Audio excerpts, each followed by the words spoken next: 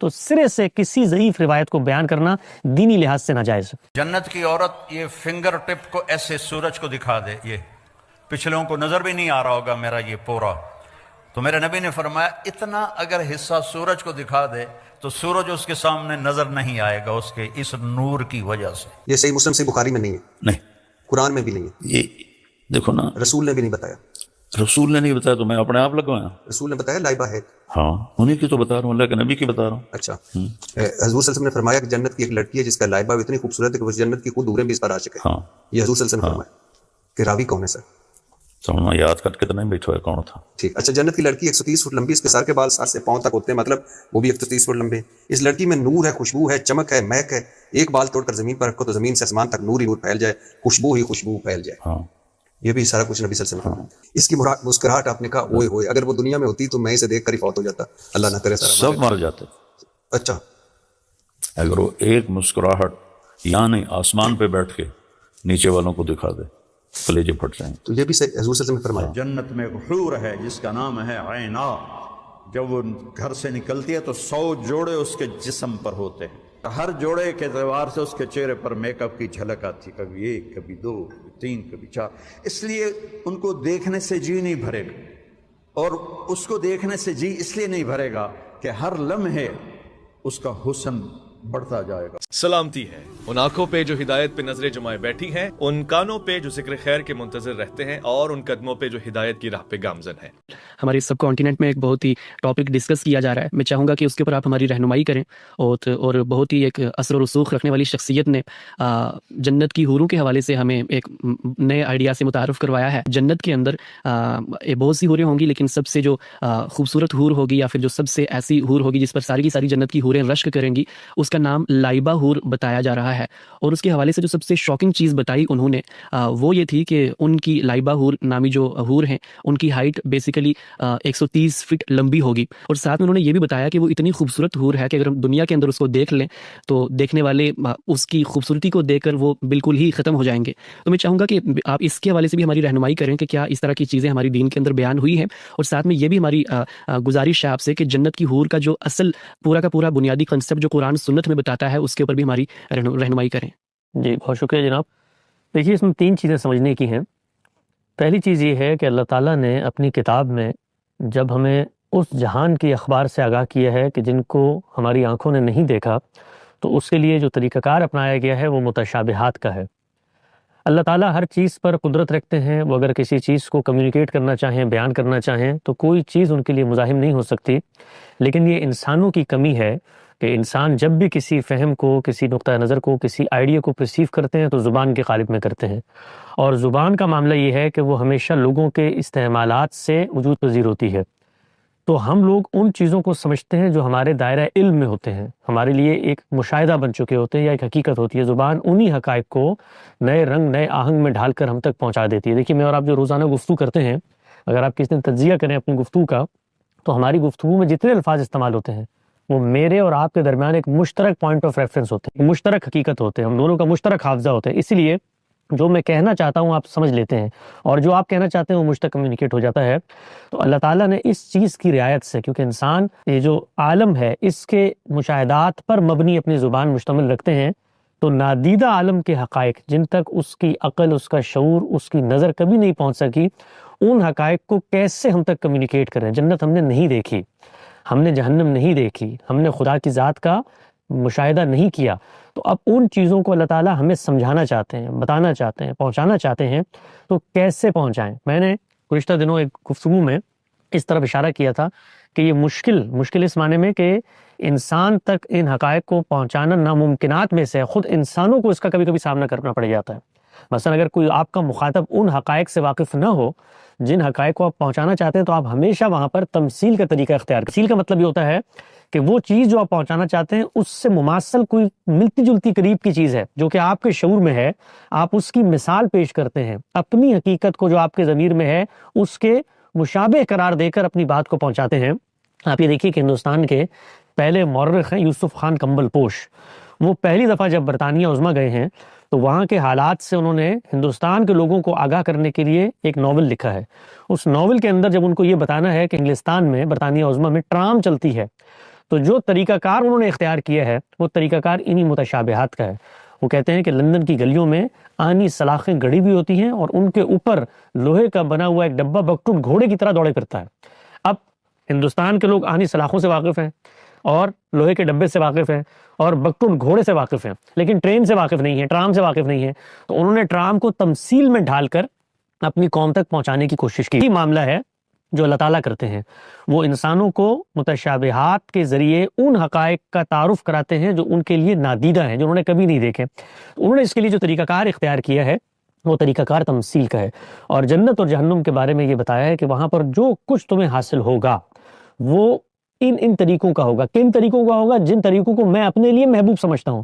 مثلا مجھے یہ منظر بڑا اچھا لگتا ہے کہ نیچے سے پانی بہ رہا ہو اور ہریابل سبززار ہوں اور بڑے بڑے محلات ہوں اور اس کے اندر بلکھاتی ندیاں ہوں اور ٹھنڈے چشموں کا شور ہو. یہ چیزیں میری فطرت بطور انسان دنیا میں رہتے ہوئے مجھے اٹریکٹ کرتی ہیں. اور پھر قرآن مجید جن کو مخاطب کر رہا ہے وہ اس کے اولین مخاطبین ہیں، ان کو جو چیزیں اس پہلو سے اٹریکٹ کرتی ہیں، جن سے وہ اس تصور کو اپنے ذہن میں پیدا کر سکتے ہیں آسائشوں کا، ان کو سامنے رکھ کر گفتگو کی جا رہی ہے. آپ نے دیکھا ہوگا یہ اکثر مولدین حضرات بھی اعتراض کرتے ہیں کہ بھئی تمہارا قرآن تو کہتا ہے کہ وہاں پر مثال کے طور پہ یہ بہتی ندیوں کا شور ہوگا اور یہ نیچے سے پانی بہ رہا ہوگا، تو کسی انسان کو ہو سکتا ہے پانی اچھا نہ لگتا ہو، یا کسی انسان کے لیے صحرا کی ریت اس کو زیادہ فیسینیٹ کرتی ہو. تو یہ قرآن مجید میں جو نعمتیں بتائیں گے یہ میرے لیے تو کسی طور پہ فیسینیشن کا باعث نہیں بنتی. تو اس کو بھی ہم یہ بتاتے ہیں کہ یہ تمہیں نہیں بتائیں، یہ اپنے اولین مخاطبین کو بتائیں. ان کے اندر جو سینس ہے اس کو تم اخذ کرو، ان کے اندر جو مقصد ہے اس کو تم لے لو. وہ کیا ہے؟ وہ قرآن مجید نے دوسری جگہ پہ بیان کیا ہے، وَلَكُمْ فِيهَا مَا تَشْتَهِي أَنفُسَكُمْ. تمہارے لیے اس جنت میں وہ کچھ ہوگا جو تم چاہتے ہو، یعنی تمہارے دل کی جو آرزویں ہیں، تمہارے خواہشات اور تمنائیں ہیں، ان کو وہاں پر خدا پورا کر دے گا. لیکن جو خدا نے چیزیں بتائی ہیں اس کے لیے تشبیہ کا طریقہ اختیار کیا ہے. تو اب تشبیہ کے طریقے کو اختیار کرنے کے بعد خدا تعالیٰ نے ایک اور بات بتائی ہے، اور وہ انسانوں کے فہم اور مزاج کو سامنے رکھ کر بتائی ہے کہ جب کبھی بھی میں کسی چیز میں اس طرح تمثیل کا طریقہ اختیار کروں اور متشابہ انداز میں، ملتے جلتے انداز میں اس کو بیان کروں، تو وہاں پر تمہارا رویہ کیا ہونا چاہیے. اس کو دیکھیں سورہ آل عمران میں اللہ تعالیٰ نے بیان کیا اور وہ بتایا کہ اللہ تعالیٰ کے جو تم سے مطالبات ہیں وہ محکمات ہیں، ان کے اندر کسی شک و شبے کی کوئی گنجائش نہیں. اس کے لیے عالم دیدہ اور عالم نادیدہ کے اندر تمہارے علم کی بھی کوئی رعایت نہیں. وہ سب واضح ہیں، بین ہیں، کھول کے رکھ دی گئی ہیں. لیکن وہ جو نادیدہ عالم ہے اس کے بارے میں اللہ نے یہ طریقہ کار اختیار کیا. اس طریقہ کار میں یہ چیز پیش نظر رکھو کہ جن لوگوں کے دلوں میں زیغ ہوگا، ٹیڑھ ہوگی، کجی ہوگی، وہ ان متشابہات کی حقیقت کے در پہ ہو جائیں گے. ہم متشابہات کا معنی جانتے ہیں، اس کا مفہوم جانتے ہیں، جو الفاظ اس میں استعمال کیے گئے ہیں وہ میرے اور خدا تعالیٰ کے درمیان مشترک حقیقت بن چکے ہیں. نہر ہے، محل ہے، پانی ہے. لیکن اس کی حقیقت کیا ہوگی، وہ اس کی عملی صورت کیا ہوگی، اس کا مصداق کیا ہوگا، یہ اللہ تعالیٰ کہتے ہیں کہ اگر تم جاننے کے درپے ہوتے ہو تو یہ خدا کے دین میں ایک بڑی گمراہی ہے. اور فرمایا راسخون فی العلم جو ہوتے ہیں وہ ان حقائق کو جیسے بیان کیا گیا ہے جو ان کا مقصد ہے اس کے لحاظ سے پرسیو کرتے ہیں. تو فکری گمراہی کا یہ بہت بڑا زینہ ہے کہ ہم متشابہات کی حقیقتیں متعین کرنے لگ جائیں، اور وہ چیزیں کہ جو ہم نے نہیں دیکھی اور ہم تک اس طرح تمثیل کی صورت میں پہنچائی گئی ہیں ان کے عملی مصداقات اور ماڈلز بنا کے لوگوں کے سامنے رکھ جائیں. یہی وہ غلط فہمی ہے، یہی وہ غلطی ہے جو صوفیہ حضرات نے خدا کے وجود کے باب میں اپنائی. اس کی ذات کا ہمیں کوئی تعارف نہیں ہے. لیس کمثلہ شیء. اللہ تعالیٰ نے اپنی صفات بتائیں، ایٹریبیوٹ بتائے اور کہا کہ ان ایٹریبیوٹ کا کچھ حصہ تمہارے اندر بھی رکھا ہوا ہے. میرے اندر بھی رحم ہے، میرے اندر بھی ظلم ہے، میرے اندر بھی عدل ہے. یہ سب چیزیں کامل شکل میں خدا کے موجود ہیں. تو میں صفات سے اس کا تعارف حاصل کرتا ہوں، لیکن آپ ذات کے در پہ ہو جائیں، آپ اس ذات کی گتھیاں سلجھانے لگیں، اس کی ماہیت طے کرنے لگیں، اس کے وجود کا احاطہ کرنے لگیں، تو یہاں سے وہ ساری کی ساری گمراہی کا رشتہ پھوٹتا ہے جو ہم تصوف میں دیکھتے ہیں. پھر کیا ہوتا ہے؟ آپ ذات بحت کو زیر بحث لے کر آتے ہیں، اور پھر اس کے بعد وحدت الوجود، وحدت الشہود کے نظریات اس سے پیدا ہوتے ہیں اور گمراہیوں کا ایک لامتناہی سلسلہ جس میں آپ پڑ جاتے ہیں. تو پہلی تنبیہ جو بندہ مومن کو قرآن مجید کو پڑھنے کے بعد پیش نظر رکھنی چاہیے کہ جتنا کچھ اللہ نے بتا دیا ہے اس سے رائے آگے نہیں جانا، اور بتانے کا مقصود مجھے وہ سینس کمیونیکیٹ کرنا ہے، نہ کہ میں اپنے ذہن کے اندر اس سینس کو سامنے رکھ کے ماڈلز بنانا شروع کر دوں. یہ پہلی چیز ہے کہ جنت جہنم متشابہات کے پس منظر میں متعارف کرائی گئی ہے.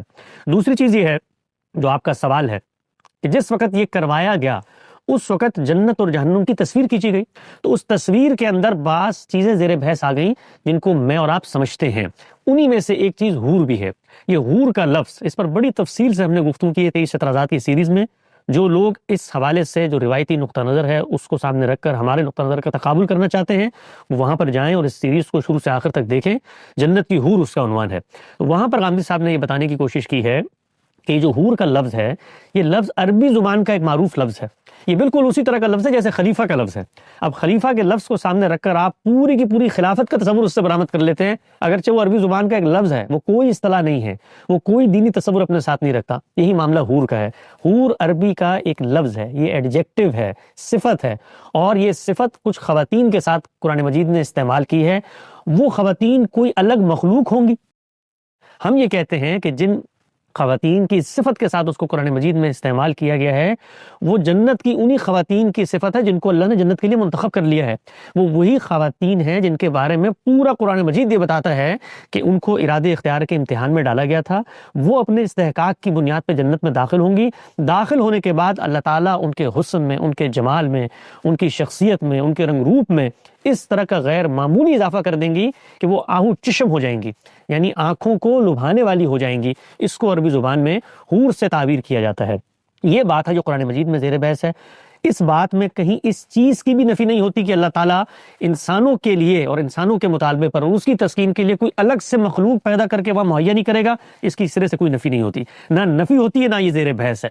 اگر کچھ لوگ اپنے دل میں یہ خواہشات رکھتے ہیں کہ اللہ تعالیٰ وہاں پر انہیں کوئی اور مخلوق دے دے, تو قرآن مجید نے کیٹیگوریکل جواب دے دیا ہے کہ جنت کے بارے میں وَلَكُمْ فِيهَا مَا تَشْتَهِي أَنفُسُكُمْ, تمہیں وہ کچھ ملے گا جو تم چاہتے ہو.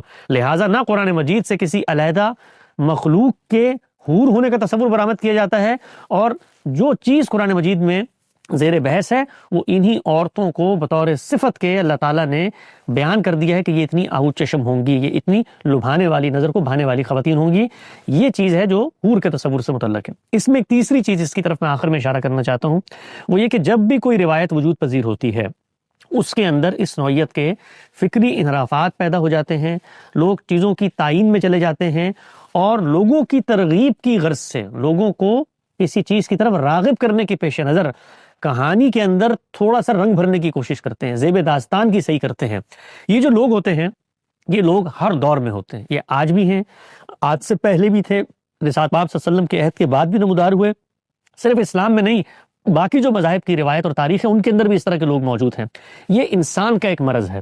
انسان کے اس مرض کو سامنے رکھ کر خود علوم اسلامیہ کی تاریخ میں بھی بہت سارے لوگوں نے یہ کام کرنے کی کوشش کی.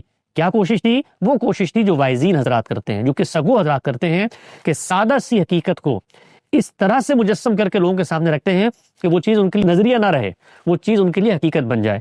تو لوگوں کو ترغیب دلانے کے لیے آپ نے دیکھا ہوگا کہ خود قرآن مجید کے باب میں باقاعدہ موضوع روایات سامنے آتی ہیں. یعنی کچھ لوگوں نے یہ فیصلہ کیا کہ اللہ تعالیٰ کی کتاب سے لوگ دور ہو رہے ہیں, تو انہوں نے ایک اچھی نیت سے باقاعدہ طور پر جھوٹ کو گڑھ کے لوگوں میں بیان کرنا شروع کر دیا. وہ جھوٹ جو میرے آپ کے لیے جھوٹ ہے, اگر آپ ان کی جگہ پر کھڑے ہوں تو وہ اصل میں ایک قصہ ہے جو ایک بڑے مقصد کی ترغیب کا باعث بن جاتا ہے. تو ہمارے محدثین نے غیر معمولی انداز میں یہ کام کر کے ان لوگوں کو باقاعدہ پکڑا, ان سے پوچھ گچھ کی اور ان کی روایات کو کیٹیگرائز کر کے الگ حدیثوں کی کتابوں میں یا اس سے الگ متعین کر کے لکھ دیا. یہ جو نسخے انہوں نے مرتب کی ان میں صرف ان چیزوں کو لیا ہی نہیں, ان کو ہم موضوعات کہتے ہیں. وہ روایات جو آپ نے خود سے پیدا کر لی ہیں ان مقاصد کے پیش نظر.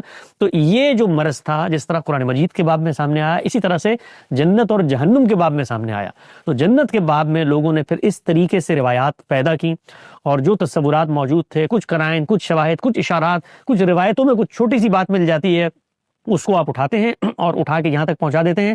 ہم نے حوروں کے حوالے سے جتنی صحیح روایات ہیں, صحیح کا مطلب وہ روایات جو محدثین کے ہاں صحیح یا حسن درجے کو پہنچتی ہیں, میں نے خود ان کے اوپر کام کیا اور وہ کام ہماری جو کتاب علم النبی آ رہی ہے اس کے اندر موجود ہے. انٹرنیٹ پہ بھی آپ اس کو دیکھ سکتے ہیں.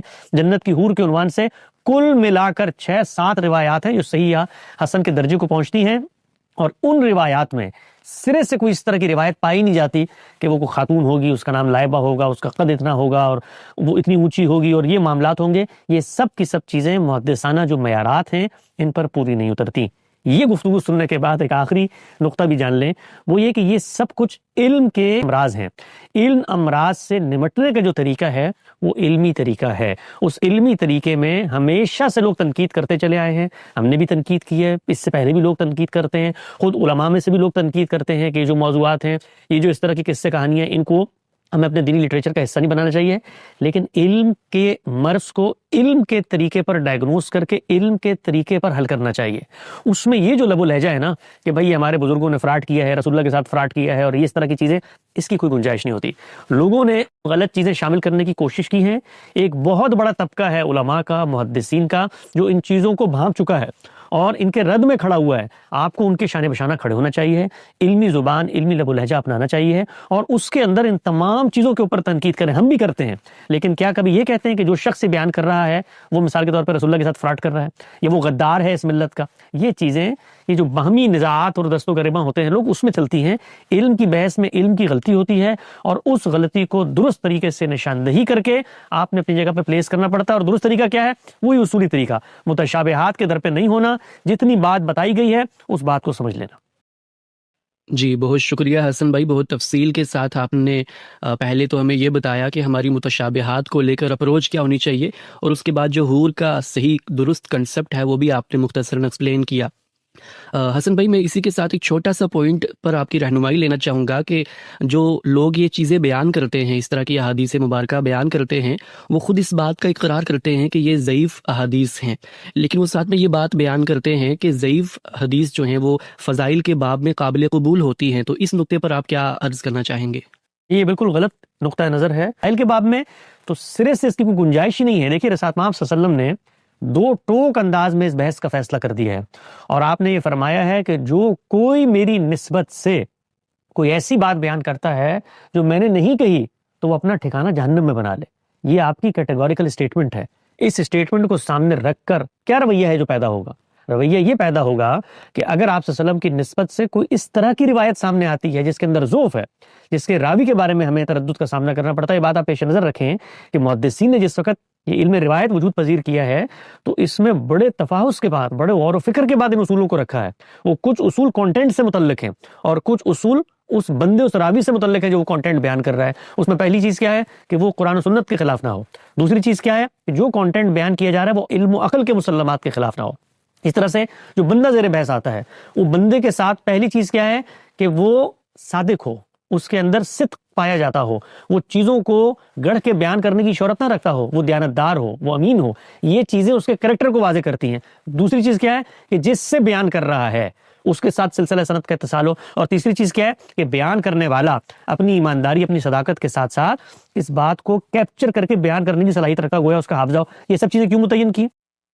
اس لیے متعین کی ہیں کہ ان کے ذریعے سے ہمارا اعتماد پیدا ہوتا ہے کہ جو بات پیغمبر کی نسبت سے آ رہی ہے وہ بات کامن سینس کے اوپر، اعتماد پر، ظن غالب پر پوری اترتی ہے کہ بندے نے جیسے سنی ہے اپنے الفاظ میں آگے بیان کر دی۔ اس میں اگر کوئی تردد پیدا ہو گیا ہے تو اللہ کے پیغمبر کی تنبیہ کا تقاضا یہ تھا کہ اس کو زبانوں پر بھی نہ لایا جاتا، چاہے جائے کہ اس کو ان معاملات میں استعمال کر لیا جائے اس میں سب سے زیادہ خرابیاں پیدا ہوتی ہیں، اور یہی وہ معاملات ہیں جہاں پر مجروح لوگ داخل ہو کر اس طرح کی خرابیاں پیدا کرتے ہیں۔ تو فضائل کے باب میں تو سرے سے کسی ضعیف روایت کو بیان کرنا دینی لحاظ سے ناجائز ہے۔ بعض روایتوں میں آیا ہے کہ ایک ایک بندے کو ہزار تک حوریں دی جائیں گی، تو وہ جو مولانا مودودی کا آپ نے نقطہ نظر بتایا اس کی تائید کی تو سمجھ میں آتا ہے، اگر دو بیویاں ہیں تو دنیا کی بچیاں ہی ہیں، ان کو حور بنا دیا، یہ ہزار اللہ میاں کہاں سے دیں؟ ارے ہاں، جب اس موضوع پر میں نے کچھ مطالعہ کیا، دیکھا علماء کی چیزیں، تو دیکھنے میں آیا کہ اصل بنائے استدلال ماضی کی علمی روایت سے تو آپ نے متعارف کروایا، وہ چند روایات ہیں کہ جن کے بارے میں یہ کہا جاتا ہے کہ رسالت مآب صلی اللہ علیہ وسلم نے خود صراحت کر دی ہے کہ حور دنیا کی عورتیں نہیں ہیں، بلکہ وہ ایک الگ مخلوق ہے، الگ مٹیریل سے بنائی گئی ہے، اس کا دنیا کی عورتوں سے کوئی تعلق نہیں ہے۔ میں چاہتا ہوں وہ روایات آپ کے سامنے رکھوں ایک ایک کر کے اور آپ کا نقطہ نظر اس پہ جانوں۔ پہلی چیز مجھے بتائیے گا، بعض روایتوں میں آیا ہے کہ ایک ایک بندے کو ہزار تک حوریں دی جائیں گی، تو وہ جو مولانا مودودی کا آپ نے نقطہ نظر بتایا اس کی تائید کی تو سمجھ میں آتا ہے، اگر دو بیویاں ہیں تو دنیا کی بچیاں ہی ہیں، ان کو حور بنا دیا، یہ ہزار اللہ میاں کہاں سے دیں؟ مجھے یہ بتائیے کہ ہم نے امام راضی کو دیکھا، ہم نے ابن کثیر کو دیکھا، ابن جریر کو دیکھا، یہ حضرات اس طرح کی روایات کیوں نقل نہیں کرتے؟ یعنی جو روایات وہ تفصیلی روایات کے طور پر نقل کرتے ہیں ان میں بھی ان کو نقل کرنا انہوں نے پسند نہیں کیا۔ اس طرح کی چیزیں در حقیقت قصوں کی کتابوں میں لکھی ہوئی ہوتی ہیں۔ اچھا، یہ روایت اس وقت میرے سامنے ہے اور یہ دیکھیے کہ اس کے اوپر ہمارے محدثین نے کیا تبصرہ کیا ہے۔ اس میں جو ایک راوی ہیں داؤد کے نام سے، ان کے بارے میں یہ کہا ہے وہ ہوا وزا، یہ صاحب کون ہیں؟ یہ حدیثیں گھڑتے تھے، یہ باقاعدہ حدیثیں بیٹھ کر بناتے تھے، ایک دوسرا راوی ہے اس کے بارے میں تبصرہ کیا کذاب وضع، یعنی یہ جھوٹا تھا، جھوٹ پر جھوٹ بولتا چلا جاتا تھا، لپاٹیا تھا، اور اسی طرح حدیثیں وضع بھی کرتا تھا۔ حافظ ابن حجر نے اس پر تبصرہ کیا ہے۔ حافظ ابن حجر کی جو حیثیت ہے اس سے آپ واقف ہیں، وہ یہ کہتے ہیں کہ حاضل حدیث بے طول ہی موضوع علی رسول اللہ صلی اللہ علیہ وسلم، یعنی یہ پوری کی پوری روایت رسالت مآب صلی اللہ علیہ وسلم کی نسبت سے گھڑ کے بیان کی گئی۔ اچھا، یہ افتراء ہے اللہ کے رسول کے اوپر۔ اس طرح کی باتیں واعظ حضرات اٹھا لیتے ہیں، یہ دیکھے بغیر اٹھا لیتے ہیں کہ کیا بات ہے، کس طرح بیان ہوئی ہے، اس کی کوئی پرواہ نہیں کرتے۔ تو یہ ہماری بدقسمتی ہے کہ ہمارے ہاں علم کی روایت اس طرح سے واعظین نے ملحوظ نہیں رکھی جس طرح کہ اہل علم اس کو ملحوظ رکھتے ہیں، تو اس لیے یہ روایتیں بیان ہو جاتی ہیں، اور ہمارے واعظین حضرات جو ہیں اس کی بنیاد کے اوپر ترغیب کرتے ترہیب کرتے۔ دیکھنا چاہیے کہ ان کے بارے میں محدثین کیا کہہ رہے ہیں، ان کے راویوں کا کیا حال ہے، ان کو کسی نے قبول بھی کیا یا نہیں کیا، ان میں سے کیا کسی روایت کو آپ مجھے دکھا سکتے ہیں کہ امام بخاری نے لیا ہو، امام مسلم نے لیا ہو، سیاہ کی کتابوں میں سے کسی نے لیا ہو، اول درجے، دوسرے درجے، تیسرے درجے کی کتابوں میں کسی نے لیا ہو؟ یہ عام طور پر ان کتابوں میں آپ کو ملتی ہیں جن میں سب رتب و یابس لوگوں نے جمع کر دیا ہو۔ ٹھیک ہے ہم صاحب، یہ روایت تو واضح ہوئی، دو روایتیں اور ہیں میرے سامنے، اس میں بھی رسالت مآب صلی اللہ علیہ وسلم کی نسبت سے یہ بات نقل ہوئی ہے کہ خلق اللہ الحور العین من الزعفران، زعفران سے بنائی جائیں گی۔ تو وہ جو آپ بات فرما رہے تھے کہ قرآن میں صراحت نہیں، حدیث میں صراحت نہیں ہے، تو کہہ دیا کہ بنائی زعفران سے جائیں گی۔ اس روایت کی وہی حیثیت ہے۔ آپ یہ دیکھیے کہ اس کے بارے میں کیا کہتے ہیں، اسناد شدید الذوف فیہ علی بن یزید الالحانی، یعنی اس میں راوی کا نام لے کے یہ کہتے ہیں کہ یہ علی بن یزید کی روایت ہے، ہوا منکر الحدیث، یہ ایک سخت ترین تبصرہ ہے جو کسی راوی پر کیا جا سکتا ہے، اور مزید بیان کرتے ہیں کہ اس میں انتہا درجے کا ذوف ہے۔ ایسی باتیں رسالت مآب صلی اللہ علیہ وسلم کی نسبت سے بیان کی جائیں گی، ان کی بنیاد پر ایک دیو مالا وجود میں لانے کی صحیح کی جائے گی، ان کو بیان کر کے آپ لوگوں کو دین پہنچائیں گے۔ یہ چیزیں لوگوں نے پہنچا دیں، انہوں نے بیان کر دیں، واعظوں نے سنا دیں، کتابوں میں لکھ دی گئیں، ان سب کی تنقید ہمارے محدثین کرتے رہے ہیں۔ اور میں نے ابھی آپ سے عرض کیا ہے کہ محدثین کی تنقید کے بعد اگر کوئی روایت پیش کی جائے تو اس کی تو ہمیں توجیہ بھی کرنی ہوتی ہے، کیونکہ زیادہ تر لوگوں نے اس پر اتفاق کر لیا ہوتا ہے، ان کو تو کسی نے قابل قبول سمجھنا ہے تو ایک طرف رہا، نقل کرنا بھی پسند نہیں کیا۔ جو بڑے محدثین ہیں ان میں سے کس نے نقل کیا ہے ان کو؟ یعنی کیا ہمارے ہاں جو حدیث کی کتابیں ہیں، متاول حدیث کی کتابیں ہیں، ان میں یہ نقل ہوئی ہیں؟ یہ اصل میں المعجم الکبیر میں ہے۔ ہر آدمی جانتا ہے کہ طبرانی کی معجم الکبیر کا معاملہ کیا ہے، جو روایت آپ مجھے بتائیے میں اس میں سے نکال کے آپ کو دکھا دوں گا۔ تو اس میں اس طرح کا رتب و یابس بہت بھرا ہوا ہوتا ہے، اس میں خامخواہ ان کو پیش کرنا، ان کو پیش کرنے کی جسارت کرنا، یہ کسی صاحب علم کا کام نہیں۔ آخری غم سب روایت ہے، اور اس روایت کی بنیاد پر بہت زور و شور سے استدلال کیا جاتا ہے کہ اللہ تعالیٰ نے یہ فرمایا ہے کہ میں نے جو حور ہے اس کی تخلیق اپنے عرش کے نور سے کی ہوئی ہوگی، اور یہ طبرانی ہی میں نقل ہوئی یہ روایت۔ اس روایت کے بارے میں کیا کہتے ہیں؟ ابھی تھوڑی دیر پہلے تو وہ زعفران سے پیدا ہو رہی تھی۔ زعفران کا اللہ تعالیٰ کے عرش کے نور سے کیا تعلق ہے؟ اللہ تعالیٰ کے عرش کا نور زعفران سے بنا ہوا ہے۔ یعنی متضاد باتیں، ایک دوسرے سے متصادم باتیں، بے معنی باتیں، مسترب باتیں وہ بیان ہوتی ہیں۔ اس روایت کے بارے میں دیکھیے امام ذہبی نے جو تبصرے کیے ہیں وہ یہ ہے کہ اس کا ایک طریق وہ ہے کہ جو سراسر جھوٹ ہے، دوسرا طریق کیا ہے، اسنادہ واہن، یعنی اس کی سند بالکل واہی ہے۔ پھر اس کے بعد کہتے ہیں کہ انس سے اس کی دونوں سندیں بالکل ساکت ہیں۔ ایک طریق کے بارے میں کہتے ہیں کہ یہ تو ہر لحاظ سے موضوع، یہ کہاں کی ہے؟ یہ صورتحال ہے۔ ظاہر ہے امام ذہبی جو ہے وہ اپنی کتابوں میں، جیسے میزان ان کی کتاب ہے، دوسری جگہوں پر اپنا تبصرہ کرتے ہیں، اس کے اوپر بات کرتے ہیں۔ تو اس طرح کی چیزیں ہیں جو عام طور پر واعظ حضرات کے پاس ہوتی ہیں، وہ بیان کر دیتے ہیں، آپ حضرات ان کو ہمارے سامنے پیش کر دیتے ہیں، ان کی کوئی حیثیت نہیں۔ ٹھیک ہے، ہم سب آگے بڑھاتے ہیں۔ روایتوں کا معاملہ بھی صاف ہوا اور آپ کا استدلال بھی بہت وضاحت سے سامنے آ گیا۔ چند ضمنی سوالات ابھی باقی ہیں، میں چاہتا ہوں وہ بھی آپ کے سامنے رکھ دوں۔ یہ جو پورا تصور ہے، جس وقت ہم قرآن مجید کو پڑھتے ہیں، روایتیں زیر بحث آئیں، عورتیں ملیں گی، مردوں کو عورتیں ملیں گی، اس سے جو جدید پڑھے لکھے لوگ ہیں، بلکہ جو مذہب کے بارے میں ایک تشکیک کا جذبہ بھی رکھتے ہیں، وہ یہ کہتے ہیں کہ یہ جو ان کے مذہب میں مردوں کو عورتیں دینے کی بات کی گئی ہے، یہ عورتوں کو مرد دینے کی بات تو کہیں بھی نہیں کی گئی، اور یہ پورا جو تصور ہے جزا و سزا کا، یہ تو شاید کوئی جنس کی تسکین کے ساتھ اللہ تعالیٰ نے یا الہامی روایت نے جوڑ دیا ہے۔ 10 جگہوں پر وہ بات بھی کی گئی۔ میں نے خود آپ کو بتایا کہ قرآن مجید میں یہ کہا گیا ہے کہ وَلَهُمْ أَزْوَاجٌ مُطَهَّرَةٌ، یعنی مردوں کے لیے عورتیں ہوں گی، عورتوں کے لیے مرد ہوں گے، ان کو بیاہ دیا جائے گا تو کسی ایک ہی کو بیاہ دیا جائے گا۔ جگہ جگہ اس بات کو بیان کی ہے۔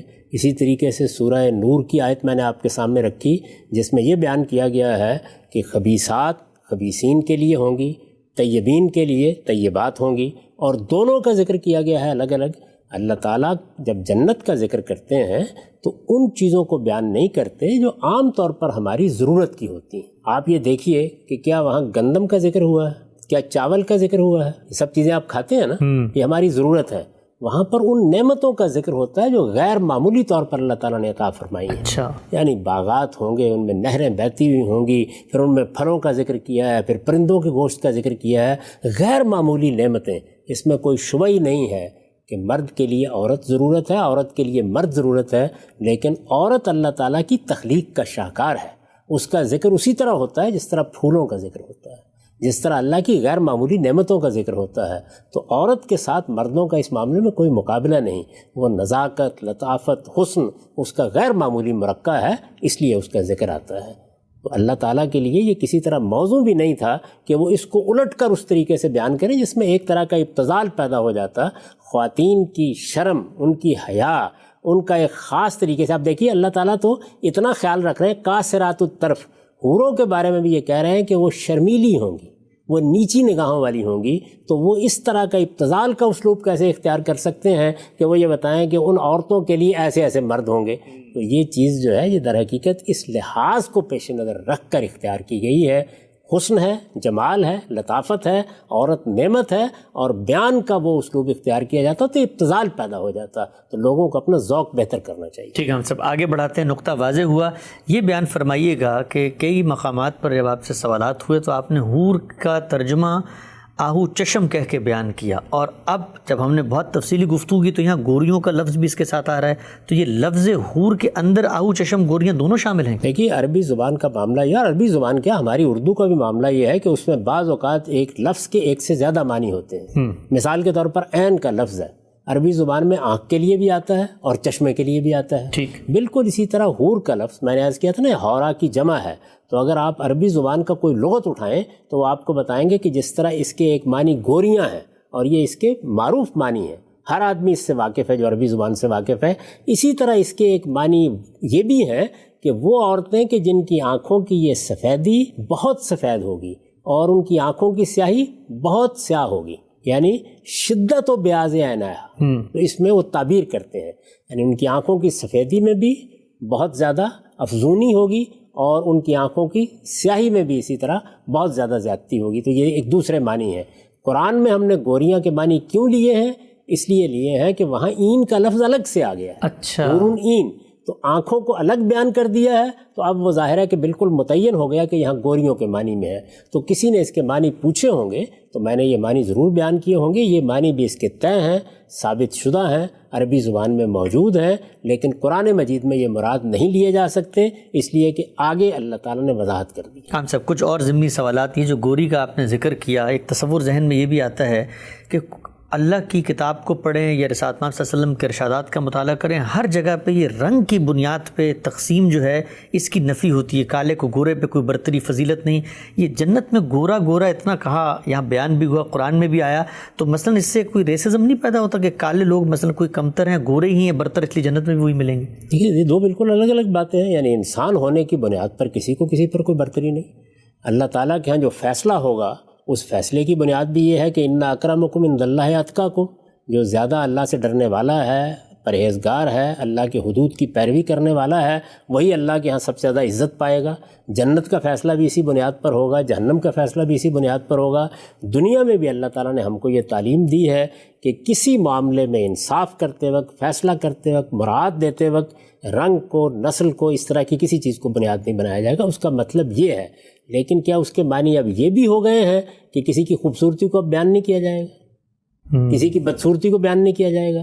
کیا یہ طے ہو گیا ہے کہ اب خوبصورت اور بدصورت کے الفاظ نکال دینے چاہیے لغت کے اندر سے؟ یہ رہیں گے، آنکھوں کی خوبصورتی، رخسار کی خوبصورتی، چہرے کی خوبصورتی، قد کاٹ کی خوبصورتی سب زیر بحث آئیں گی، اور جب آئیں گی تو اس کے مقابل میں بھی کچھ چیزیں ہوں گی. تو یہ دو بالکل الگ الگ معاملات ہیں، ان کو اس طرح نہیں دیکھنا چاہیے. ٹھیک ہے. ہم سب یہ بتائیے گا کہ جب آپ یہ فرماتے ہیں کہ دین کی ہدایت آدم علیہ السلام سے چلی آ رہی ہیں، وہی دین ہے، وہی اس کے حقائق ہیں، وہی جزا و سزا ہے، یہ حور کا جو تصور پیدا ہو گیا ہے عورتوں کے حوالے سے جنت میں جو نعمت کے طور پہ دی جائیں گی، یہ صرف یہ جو اسلام کا یہ لٹریچر ہے، قرآن مجید، روایتیں، ان میں کیوں آتا ہے؟ قدیم الہامی لٹریچر تورات زبور میں آپ دیکھیں، انجیل میں دیکھیں، وہاں تو یہ بیان نہیں ملتا. یعنی کیا تصور پیدا ہو گیا جب اللہ تعالیٰ نے درختوں کا ذکر کیا، پرندوں کا ذکر کیا، پھلوں کا ذکر کیا، پھولوں کا ذکر کیا، تو کوئی تصور پیدا ہو گیا ہے. وہ ساری چیزیں یہاں موجود ہیں. آپ کو بتایا جا رہا ہے کہ جنت میں اللہ تعالیٰ یہ نعمتیں اس طرح دے گا. اس میں ظاہر مرد بھی ہوں گے، عورتیں بھی ہوں گی، بیویوں کا ذکر بھی ہوا، یہ سارا ذکر موجود ہے. یہ پرانے الہامی صحائف میں ان تفصیلات کے ساتھ کیوں نہیں آتا؟ اس کی وجہ یہ ہے کہ پرانے الہامی صحائف میں اللہ تعالیٰ نے طریقہ ہی دوسرا اختیار کیا. قرآن مجید پیغمبر کے دنیا سے جانے کے بعد اور اس اعلان کے بعد کہ نبوت ختم ہو گئی، اب پیغمبر کا بھی قائم مقام ہے. اس سے پہلے کیا ہوتا تھا؟ پیغمبر انذار کرتے تھے اور کتابوں کے ذریعے سے اللہ تعالیٰ یا تو اپنا قانون بیان کرتے تھے، یا مناجات کے یا عبادت کے طریقے بتاتے تھے، اور یا یہ ہے کہ حکمت دین کی واضح کرتے تھے. ٹھیک. تو اس لیے ان کا یہ موضوع ہی نہیں ہوتا تھا. تورات کو دیکھیے، وہ صرف قانون کو بیان کرتی ہے. آپ اگر زبور کو دیکھیں گے تو اس میں وہ چیزیں آپ کے سامنے آئیں گی جن کا تعلق اللہ تعالیٰ کے ساتھ اپنے رب کو بیان کرنے، تمجید کرنے، تسبیح کرنے، تحلیل کرنے، اللہ کی حمد کرنے، اس کے حضور میں مناجات کرنے سے ہے. وہ در حقیقت مناجات کے مضامیر ہیں.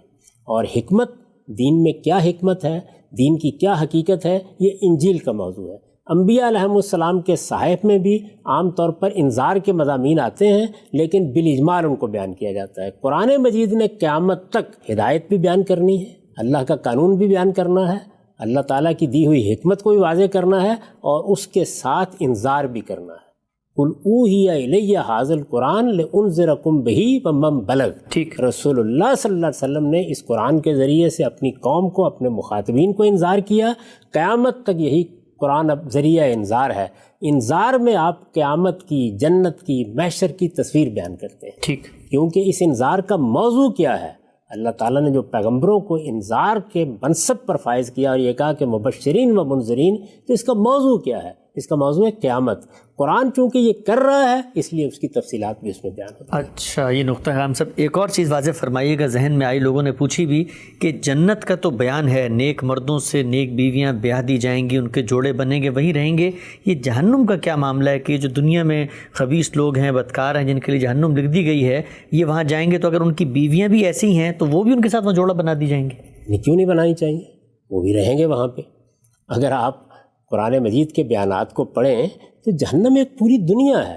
اصل میں جب ہم آگ کا ذکر پڑھتے ہیں یا عذاب کا ذکر پڑھتے ہیں تو ہم یہ خیال کر لیتے ہیں کہ جہنم میں کوئی درجات نہیں ہوں گے. جہنم میں بھی درجات ہوں گے. وہ لوگ جن کو آگ کی سزا دی گئی ہے ان کے بارے میں قرآن صراحت کرتا ہے کہ یہ وہ لوگ ہیں جن پر پیغمبروں نے اتمام حجت کیا، جنہوں اللہ تعالیٰ کے مقابلے میں سرکشی اختیار کر لی، آخری درجے میں سرتابی کر کے کھڑے ہو گئے. یہ سزا ان کی ہے. باقی جہنم میں ہر طرح کے طبقات ہوں گے، وہ بھی ایک پوری دنیا ہوگی، اس میں بھی لوگ رہیں گے، اس میں بھی گھر بنیں گے، اس میں بھی کھانا ہوگا، اس میں بھی پینا ہوگا. تو وہ ساری دنیا ہے جس کی نقشہ قرآن مجید ہمارے سامنے رکھتا ہے. ہم سب بہت تفصیل سے گزشتہ 5 گھنٹوں میں کم و بیش ہم نے آپ سے وہ سارے اعتراضات، وہ سارے اشکالات جو آپ کے بیان کردہ بعض حور کے تصورات پر پیدا ہوتے تھے آپ کے سامنے رکھے. پوری علم کی تاریخ، ماضی کی روایت، احادیث کا ذخیرہ، قرآن کی آیات، لفظ کی تحلیل، ایک ایک چیز زیر بحث ہے. گفتگو کا خاتمہ ہو رہا ہے. ہمیشہ کی طرح میں ایک عام آدمی کا ذہن آپ کے سامنے رکھوں گا کہ جب کبھی آپ سے متعلق کوئی اشکال وہ سنتا ہے، اضطراب میں مبتلا ہو جاتا ہے کہ غامدی صاحب نے شاید کوئی مختلف بات کر دی، نئی بات کر دی. کنکلوڈنگ ریمارکس ان 5 گھنٹوں میں کیا بتانے کی کوشش کی آپ نے؟ بس یہی بات جو میں ہمیشہ کہتا ہوں کہ علم سے واقف ہونا چاہیے، علم کی دنیا سے واقف ہونا چاہیے، علم کی میراث سے واقف ہونا چاہیے.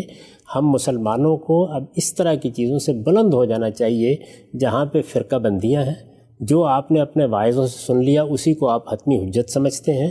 لوگوں کو اللہ کی کتاب کا مطالعہ کرنا چاہیے. اسی طریقے سے رسالت مآب صلی اللہ علیہ وسلم کی نسبت سے اگر کوئی چیز ہمارے سامنے آتی ہے تو یہ تحقیق کرنی چاہیے کہ اس کی صحت کا کیا معاملہ ہے, وہ واقعی کوئی ثابت شدہ بات ہے, اس کو اہل علم نے قبول کیا یا نہیں قبول کیا ہے. میں جب کوئی رائے قائم کرتا ہوں تو ایک طالب علم کی حیثیت سے ان سب مراحل سے گزر کر رائے قائم کرتا ہوں. یہ سب کچھ ہر جگہ بیان کرنا ممکن نہیں ہوتا, اس لیے اگر کسی جگہ لوگ اجمال سے کوئی سوال کرتے ہیں یا کوئی مختصر سی بات کرنا ہوتی ہے تو وہاں 2 لفظوں میں جواب دے دیتا ہوں, اس کے بعد ایک پروپیگنڈے کا طوفان اٹھ کھڑا ہوتا ہے. میں اس کو کوئی اہمیت نہیں دیتا. میرے نزدیک علم کی دنیا یہ تقاضا کرتی ہے کہ ہر حال میں صحیح بات کو جاننے کی صحیح کی جائے, علمی طریقے سے ہر چیز کو سمجھنے کی صحیح کی جائے اور پھر اس کو پوری دیانتداری کے ساتھ لوگوں کے سامنے پیش کر دیا جائے. یہ خدمت بہرحال مجھے انجام دینی ہے اور زندگی کے آخری مرحلے تک انجام دینی ہے. بہت شکریہ آپ کے وقت کا.